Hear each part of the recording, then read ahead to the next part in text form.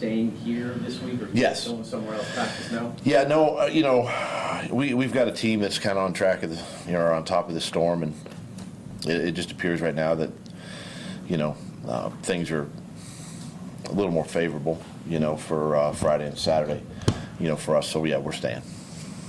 What's it like having a statue of yourself outside a stadium long before you've given up coaching? Or Personally, I've never seen it in person, and obviously it's a great honor to have me and Rocky Balboa, I guess, in the city of Philadelphia, and Nick Foles. and Nick, but yeah.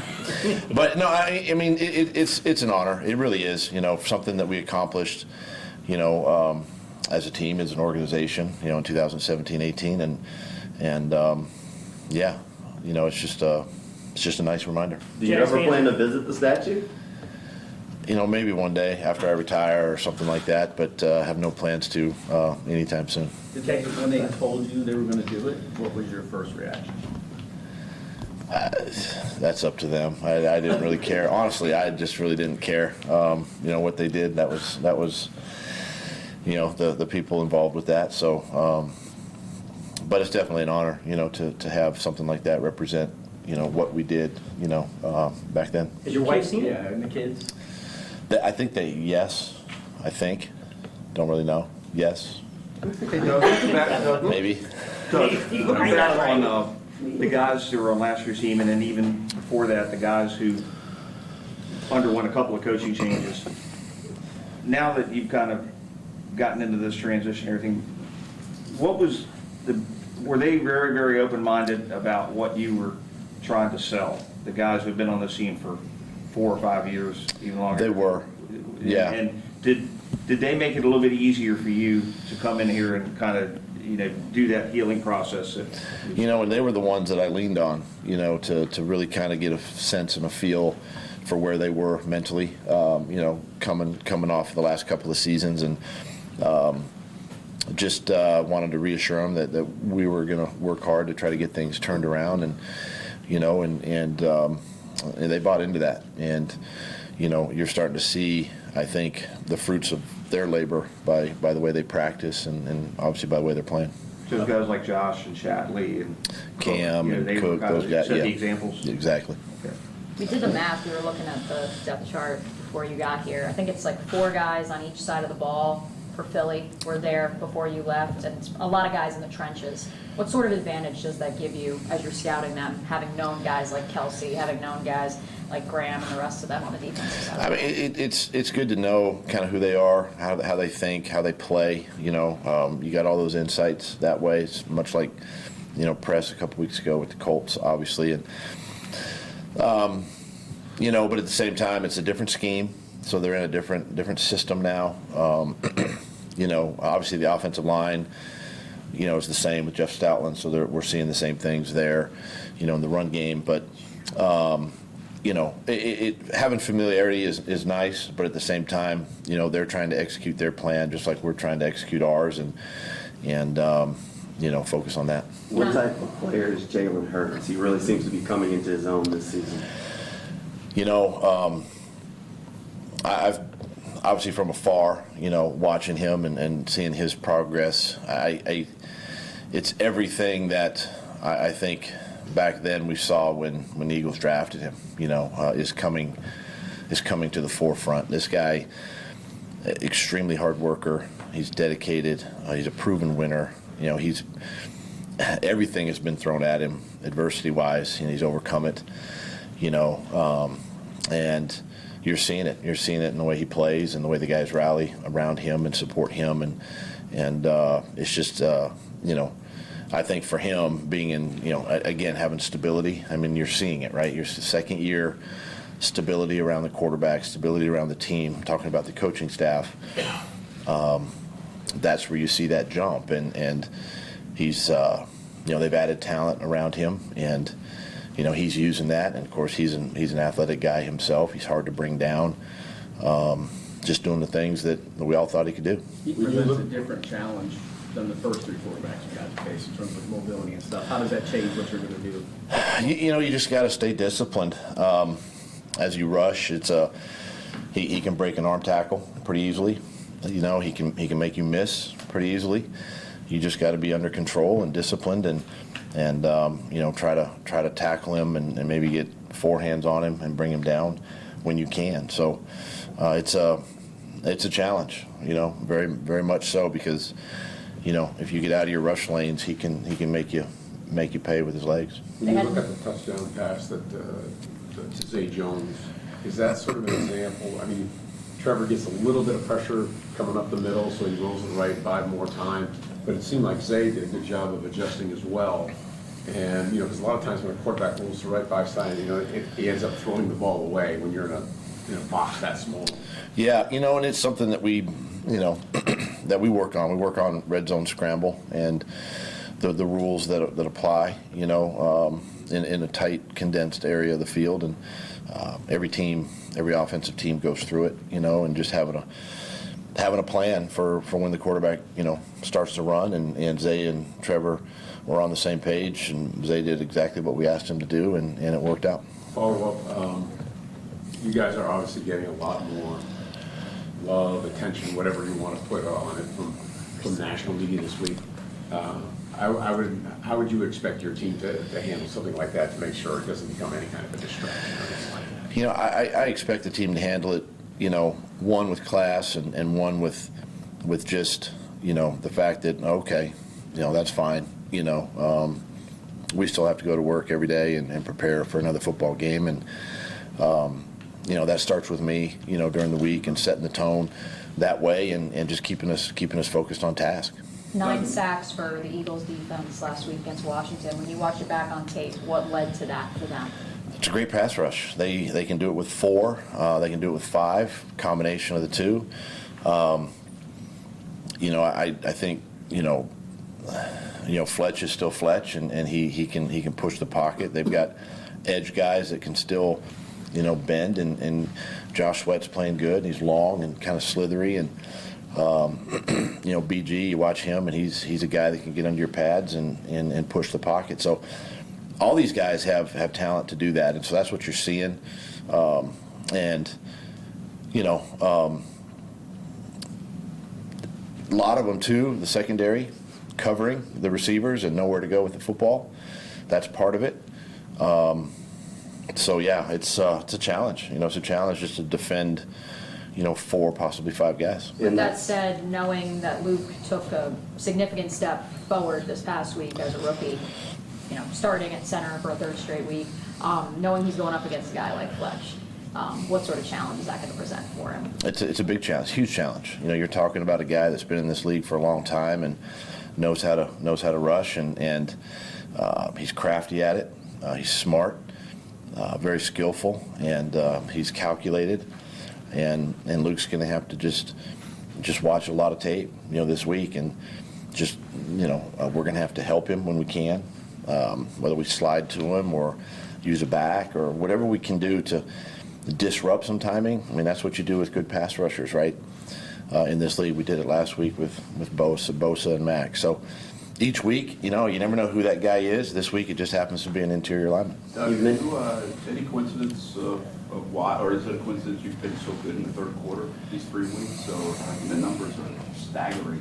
What you're doing to kind of put games away. What do you attribute that to? I just think it's a credit to the guys. Really, just understand we make subtle adjustments at halftime, you know, and then come out and really still try to execute the game plan. You know, I think the guys feel some energy when you have, you know, a lead at halftime. You know, there's some of that, and really, you know, again, leaning on the run game a little bit has helped, opened up some things. But we talk about, you know, sort of that middle 8, right, of the game, whether it's the end of the second quarter to the beginning of the 3rd, and it's important that the offense gets points or the defense gets off the field, you know, and those are things that we talk about and stress all the way back to, you know, the offseason. Doug, what are the reasons? I'm sorry. Hey, what are the reasons you decided just to stay put and not go north and get away from the storm? I assume you learned something those years in Miami when you were a player from what Don Shula did. What's your philosophy with the hurricane kind of thing? It's really the families. I mean, if we leave, the families are still here, kind of fending for themselves, and we got to, as husbands and dads, and we want to make sure that they're well taken care of, and the organization can help, take care of the families, and then just monitoring the storm too, and just seeing, where the impacts are going to be, and I would say if it was more of a direct hit and things were going to be a little bit worse, we'd probably consider leaving. But I think things are, other than some wind and some rain, I think Friday, we're going to be okay and just stay here. As a follow-up, were you there when Andrew was there? I know you were on and off the roster. Yeah, I was there. Yeah, I was there. Any thoughts on? My wife had to leave. She evacuated. She was in the car, heading north, and we had to get as far north as a team as possible. So, obviously it hit South Miami down in there, and we got as far up as, Fort Lauderdale and that part of town, away from the facility, and tried to just ride it out. We talked about this team's maturity. Do you think this is something they handle as a distraction as well? Yeah. This is something that, I talked about this morning. We know that the storm's coming, right? And it can disrupt lives and the order of business each week. We just kind of gets you out of your routine a little bit. But, the biggest thing is just maintaining, focus and concentration. We've got people in place to help, the players and the coaches and their families, and let's stay on task, game plan today and tomorrow and Friday. And look, if we have to adjust, we adjust. It's just part of it. You mentioned this week is a test of your emotions. What's that? How much of this week is a test of your emotions? Obviously going back, but even on Sunday in the locker room in LA, we had guys talking already.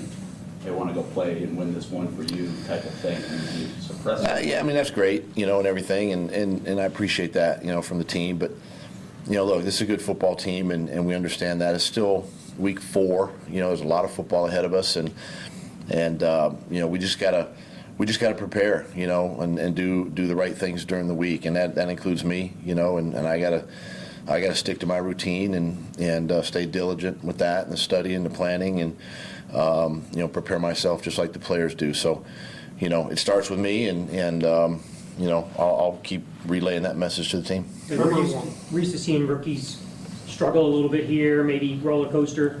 What is it about the two defensive guys, Walker and Lloyd, that they really on this ascension of up and have really played well through 3 games?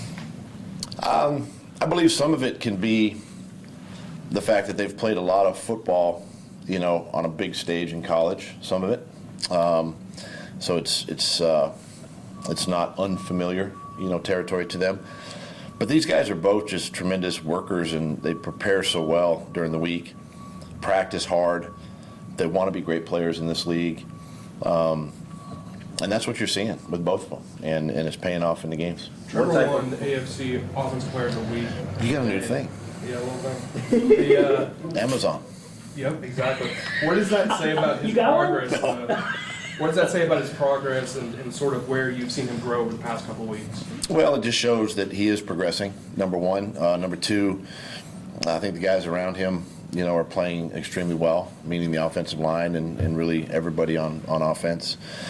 And just it's part of our, the progression of our offense and the steps that we need to take to be a great offense in this league. We're not there yet, but that's a step in the right direction, and he understands too that he can't get that type of recognition without the guys around him.